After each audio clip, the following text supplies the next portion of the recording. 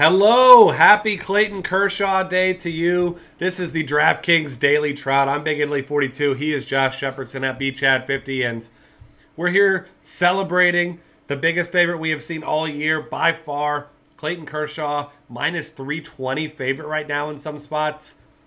Now he gets the Colorado Rockies team, who it's kind of a misconception, I guess you could say, that they have a really good offense right now. You look at their numbers against lefties, and they are abysmal. 108 ISO, 24.6% strikeout rate, 25th in the league in WOBA, 68 WRC plus. I mean, they're just awful against lefties, and he just so happens to be the best lefty in the world right now. And I don't know if you know, but last time he faced the Rockies at home in LA, he was actually pretty damn good. I think he had 15 strikeouts, 9 innings pitched, no hits or walks. I hear that was a pretty damn good performance from him last year. Yeah, those are helpful. They're good from a fantasy perspective, I think you could say. And we're in agreement. I mean, he's your cash games play, and you make it work. I don't care what you have to do for your lineup. There are certainly options, but as your SP2 and other things, but you don't want to be fading Kershaw in your cash games unless you want to just be donating money. Yeah, I mean, you're going to have to work for it, but it's going to be worth it. Talk about a couple other pitchers we're considering here. Bartolo Colon, sizable favorite against Milwaukee team that has struggled for the most part of this season. He's $7,600. I think he's going to be your other, another safe option for you right there. And interesting tournament play that I like, J.A. Happ, $7,300. Boston has really struggled against lefties this year. They're in the bottom 5 in the league, actually, in terms of WOBA. And they're not striking out a ton, 19.1%, but as we know, Happ not a dominant strikeout pitcher either. But I just think he's in a good spot. Eat up some innings here in GPPs while a lot of people will be on the Boston bets. So if you're looking for an under-owned guy, that's one of the ways I'm going tonight. Yeah, there are a number of GPP arms that I like tonight. Jake Odorizzi faces a Twins lineup that's basically middle of the pack against righties, but they strike out quite a bit, and we know Odorizzi can miss some bats. So good strikeout potential there, good price point as well. If you really want to roll the dice, it's not for the faint of heart, but I'm going to probably fire a couple bullets of R.A. Dickey. The knuckleballer struggled this year, not missing many bats, but Houston Astros lineup has the second highest strikeout rate in the league against right-handed pitchers. So if Dickey is cooking and that knuckleball is dancing, then there is immense strikeout upside. And the fact he's been bad is going to drive his ownership down to next to nothing. On more of my GPPs, you'll probably see a few shares of Clay Buchholz. I mean, this is Ricky Nolasco-like FIP versus ERA, where the FIP just doesn't line up. The difference, obviously, being that Ricky Nolasco did it for years. Buchholz missing a lot of bats, big swinging strike rate, big strikeout rate, low walk rate. Something's got to give. Either he's going to stop missing bats, or the ERA is going to correct itself. At $6,800, definitely worth taking some shares of Buchholz and seeing if those strikeouts, if he can avoid the messy innings, maybe some hard hit balls. But my favorite GPP pick tonight, and it's really not close, is Carlos Rodon against the Oakland Athletics. The A's are bad against left-handed pitching. They are second worst in the league in terms of WRC plus against lefties. Don't have a huge strikeout rate, but you know what? Carlos Rodon, blazing fastball, wipeout slider, has the goods to strike out even a non-strikeout prone lineup. $5,600. Pretty easy guy to pair with Clayton Kershaw and bring that average salary for your remaining players up significantly. So Rodon, my favorite GPP pick tonight. Great SP2. And I guess one more name you could throw out there. Chase Anderson gets the Phillies. Phillies, bad lineup. And very bad against right-handed pitching. And then he's opposing Chad Billingsley, who should get knocked around just a little bit by this Arizona Diamondbacks offense. Excuse me. Yeah, I'm with you there. Philly's obviously a good target for everyone except for Vance Worley, but we all know he's not very good anyway. So go ahead and move on here to catcher, where if you got the money, you got the funds, you're getting Buster Posey against Jason Marquis. It really struggles with righties. Buster Posey, hitter's park. Love him tonight if I'm paying up a catcher. Same here. I mean, if you're paying up a catcher, he's the obvious choice. Vogt faces a lefty tonight, so he's a non-option. A guy that we both talked about before the podcast that is questionable to play based on the fact that Kershaw's on the hill, and we know that he throws to A.J. Ellis predominantly. Yasmani Grandal, if he does get one of those rare starts catching for Kershaw, $4,200, $700 is a significant savings. So if you are looking to spin down a little bit, he is your obvious choice. But beyond that, it is basically punt city at catcher. I'll look at Jason Castro and GPPs, maybe even in some cash games, just because the position is so bad. 3,400. I obviously touted Dickey as a couple bullet GPP play, but if that knuckler is not dancing, this is a lineup that has a lot of power and can hit the ball a long way, and that includes Jason Castro. So I know you had a cheap catcher that you were looking at. Why don't you throw them out there? I'm looking at Robinson Chirinos. He's got a ton of power against lefties. We know that Bruce Chen, not very good. I was pretty surprised to see him actually on a Major League roster a couple weeks ago when he came up. So I'm looking at Chirinos. I love him against bad lefties and GPPs. Yeah, I'll give one more name, and it's only GPP only, obviously, because it's going to be on one of these crazy rosters where I'm going Rodon and maybe Odorizzi. $3,100 Willian Rosario, hammers lefties. Clayton Kershaw, not your run-of-the-mill lefty, obviously, but Rosario's excellence and his $3,100 price tag at least puts him on the radar of some GPP rosters if you want to get a little crazy. Yeah, and we all like to get a little bit crazy. I don't usually like to get crazy involving Clayton Kershaw, but I will definitely consider it. I mean, obviously, that's the ultimate contrarian play because everyone's going to be on Kershaw. So you nail a home run on someone against Kershaw, and you're going to be looking at 2% tops ownership. Yeah, I mean, even if it's a 9-inning, 13-strikeout, 1-earned-run game from Kershaw, if that one run is off the bat of Willian Rosario, well, you're coming out in pretty good shape, I would say. Absolutely. All right, let's move on here to first base, where your most expensive option is Freddie Freeman. I do love Freddie Freeman in this matchup, but no way I'm paying $5,400. If I'm paying for an expensive bat at first base, for me, it's going to be Adrian Gonzalez tonight. In a great matchup. Obviously, Dodgers projected to score some runs. Colorado, Vegas says good luck getting on the board tonight. So I'm on the Dodgers bats, and especially Adrian Gonzalez at just $4,600. Yeah, I mean, he should be the clear-cut top play at first base for me tonight as well. Jose Abreu, $100 more. He's not at the cell. He does face a righty, but we know he hits righties well. Jesse Hahn, very hittable thus far this year, so you can throw Abreu in the mix around that price point. Otherwise, I'm probably spending down a bit at the position. Looking at names like Matt Adams for $4,300 against Shane Green. Green bad against right-handed batters. Albert Pujols against a lefty, Wei-Yin Chen at $4,300 isn't too bad. And then a name that I really like, not just being a homer, Brandon Belt at Great American Ballpark. It's a break from AT&T. Scorching the ball, not hitting for a lot of power, but that can change at Citizens Bank Park real quickly. And we know Jason Marquis, one of the worst pitchers in baseball against left-handed batters, so that's a good look. And then one more name I'll throw out there for right now. Also outfield eligible, gets to face Bruce Chen as Justin noted. Surprising that he's even a major league pitcher anymore. But Kyle Blank's hitting fifth for the Rangers lately. Really big power. Great ballpark at Arlington. And Chen, really bad pitcher. So I like some shares of Kyle Blanks as well. Yeah, I'm with you there. No arguments there. I like to target Bruce Chen, like you said. Second base here, we've got some options up top that we always like. D. Gordon, of course, in play at $4,800 against Julio Teheran, who struggles with left-handed bats.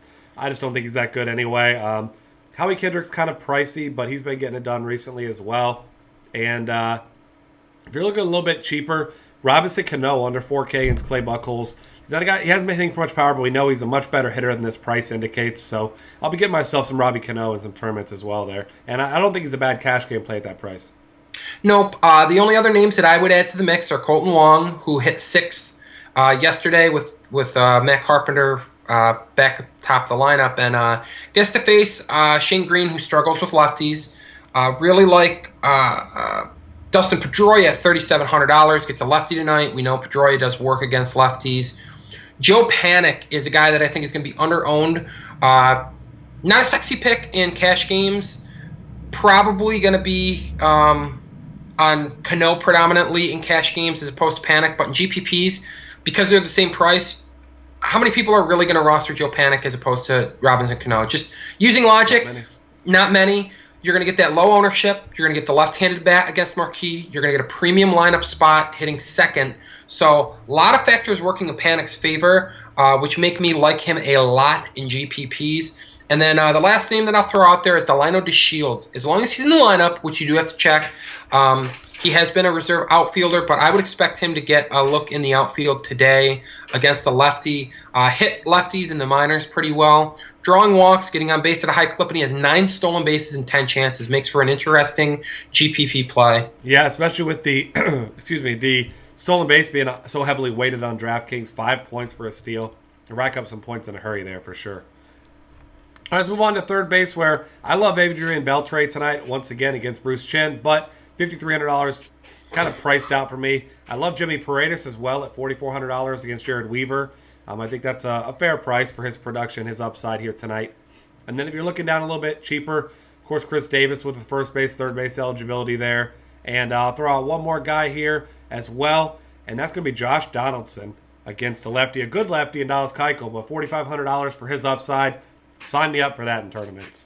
Yeah, I mean, he's hitting second in the Blue Jays lineup that leads the league in WRC plus and is really just the best offense in baseball against lefties. So, $4,500, really good price for Keuchel or for Donaldson, even against Keuchel.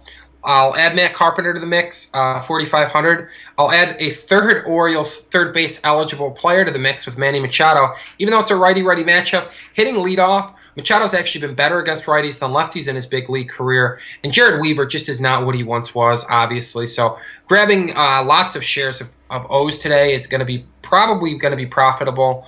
Todd Frazier, don't love the matchup with Madison Bumgarner. Do love the fact that Madison Bumgarner throws with his left hand because Todd Frazier kills pitches from left-handed pitchers.